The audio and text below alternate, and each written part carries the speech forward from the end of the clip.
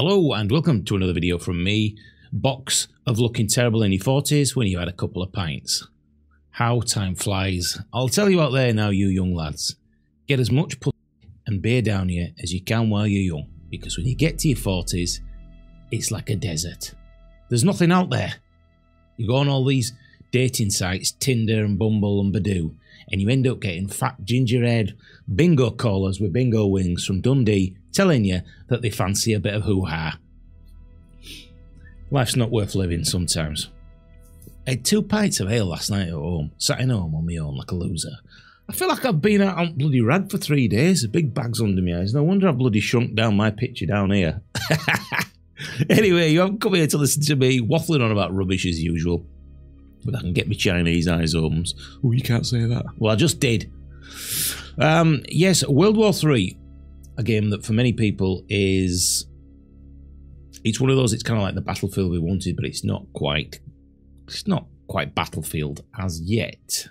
For me, the audio and things, as I mentioned in this video up here on screen, it's not quite there yet, but they are getting there. But what they've recently done, the developers, as there is a lot of interest in this game, they've released a roadmap, which the community have been asking for quite a long time. So we're going to actually have a look at that roadmap instead of this soldier's backside. Here is the roadmap, which they released earlier this week. And as you can see, autumn, winter, let's just go through and have a look at some of the things in here. Now, 0.2, the patch that they've recently released in the last few days, there is actually Team Deathmatch, which I'll be honest and say I've got absolutely zero interest in this. Anything that's Team Deathmatch, to me, just feels Call of Duty-ish. And it's something that, you know, if you like Call of Duty, that's your style of play, but it's certainly not mine. So they've released the Deathmatch. They've released the Deathmatch in the shopping mall, which again, I've got really no interest in enjoying that at all. The Boxer Infantry Fighting Vehicle. We've got the Bullpup, Russian Partisan, new cosmetics. So audio improvements, sound effects, bug fixes, animation improvements, because the running animations, I think, we'll actually get on here, if I can whiz it onto some. We got any of the running animation, you can see it looks a little bit weird. But again, small team, you know, these things, if the game is successful, then it will get improved. The next big update coming in 0.3, we've got a new game mode balance. Again, Team Deathmatch doesn't really interest me. We have a new map coming.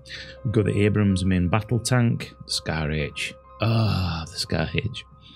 The United States Marine Corps are going to be putting in there. There's some Christmas cosmetics. That's probably going to be everybody running around in Santa hats. The game that shall not be named on this channel did this with pumpkins a while back, and it was brilliant. Audio improvements, animation improvements, and that's for the weapons. It's not the weapons, I think, that need the improvements. It's the character animations. There's also some stuff down here from the community. Feedback, surveys. What else have we got in here? It's the good stuff we want. The next big update in 0.4, we get a recon mode, a tactical engagement with 1 life and a high value target to find. Now that interests me greatly. I just hope if these games become 64 players, it's not 32 players all in one room with the VIP. Who knows? But the 1 life mode is certainly something that I'm interested in. I'm definitely interested in Insurgency Sandstorm when the servers go live for 1 life events. Another Team Deathmatch, Berlin, not interested.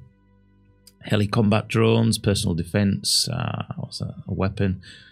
New uniforms, new cosmetics, new voiceover for commanders, motion capture session. That sounds interesting. That sounds interesting. We shall see, because that's coming in 2019, possibly.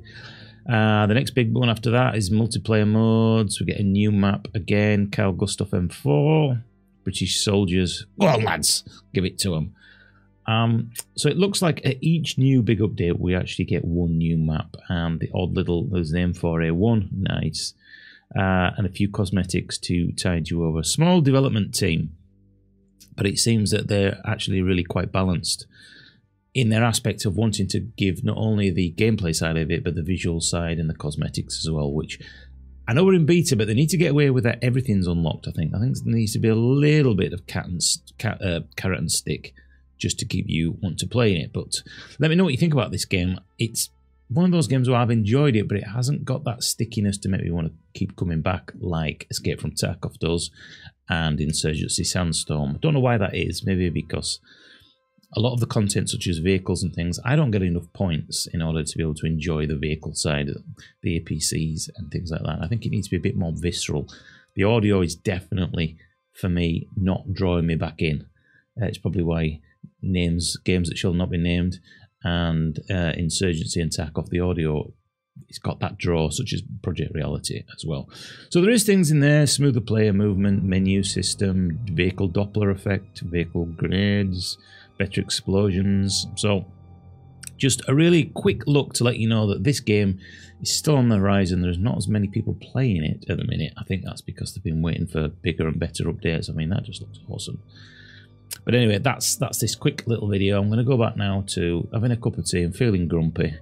I'm still out there looking for a really slim, skinny Russian girl who... Yeah. See you soon. Bye-bye. This is not the channel for that.